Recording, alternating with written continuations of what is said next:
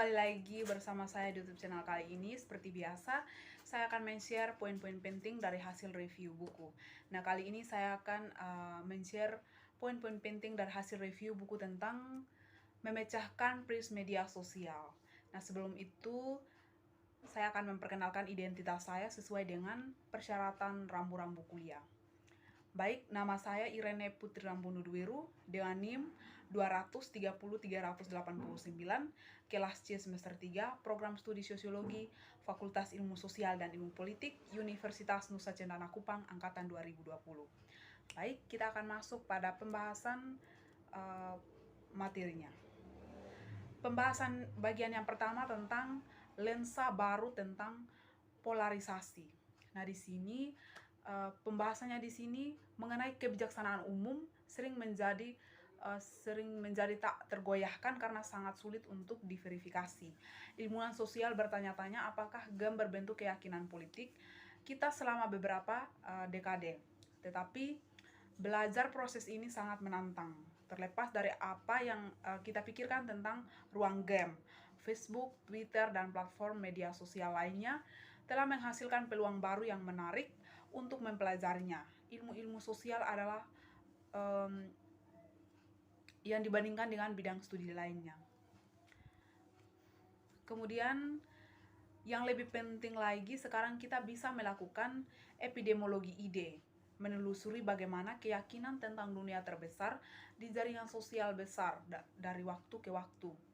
Usia ilmu sosial komputasi, studi tentang perilaku manusia menggunakan kumpulan data digital besar juga memberikan peluang baru untuk percobaan, guys. Terus dengan menanamkan uji coba terkontrol secara acak dalam platform media sosial, ilmuwan sosial komputasi telah mampu meningkatkan partisipasi pemilih, donasi organ, dan sejumlah perilaku positif manusia lainnya. Jenis eksperimen ini juga memiliki kekuatan yang sangat besar untuk memberikan wawasan tentang sosial.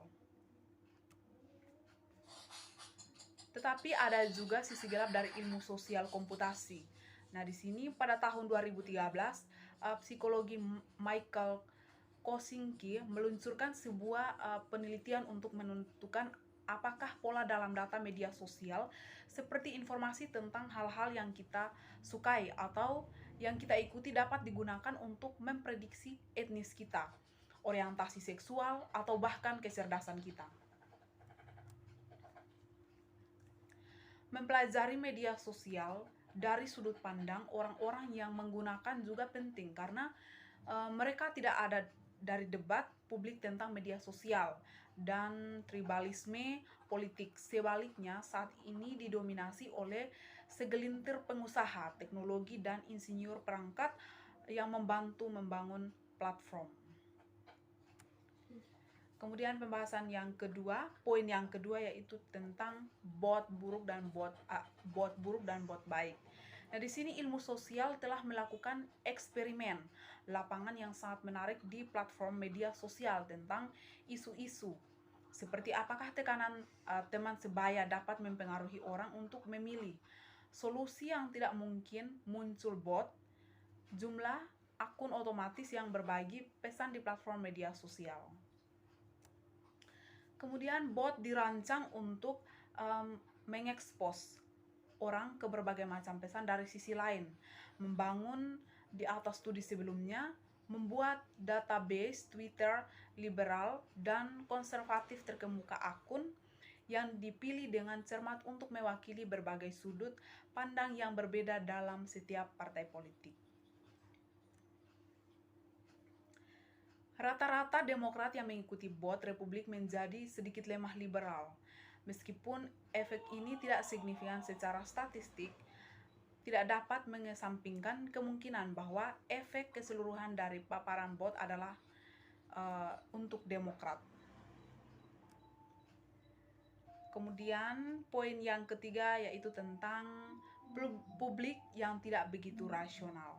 Nah, di sini salah satu gagasan yang paling kuno dalam pemikiran Barat adalah bahwa pertimbangan rasional akan menghasilkan masyarakat yang lebih baik. Nah, gagasan bahwa masyarakat berfungsi lebih lancar ketika orang membentuk pendapat mereka berdasarkan berbagai bukti telah menjadi bagian dari landasan demokrasi. Seperti begitu banyak cita-cita yang dipegang. Sayang, ide ini mendapatkan momentum selama pencerahan. Alasan telah membantu para ilmuwan menaklukkan begitu banyak alam dunia. Surat kabar, mulai dari surat kabar, radio, dan televisi memungkinkan kemunculan publik menurut Habermas. Karena mereka menyediakan masyarakat dengan forum yang cukup luas untuk kelompok besar orang yang berunding tentang isu-isu. Dengan menyebarkan informasi secara lebih efisien, Habermas berpendapat bahwa teknologi baru ini memfasilitasi kompetisi ide yang lebih baik. Keyakinan seperti itu yang menggemakan para sarjana terkemuka lainnya dari ruang publik memberikan dasar bagi teori opini publik modern. Praktik ini menurut Fiskian dapat membuat orang memoderasi pandangan mereka, mengidentifikasi sosial optimal, dan bahkan menjadi lebih semangat politik. Maka tidak mengherankan bahwa pengamat awal internet merayakan potensi media sosial untuk meningkatkan budaya salon, menciptakan pasar ide yang pasif dan terbuka. Media sosial, situs tidak hanya terbuka untuk pribadi saja, melainkan untuk siapa saja.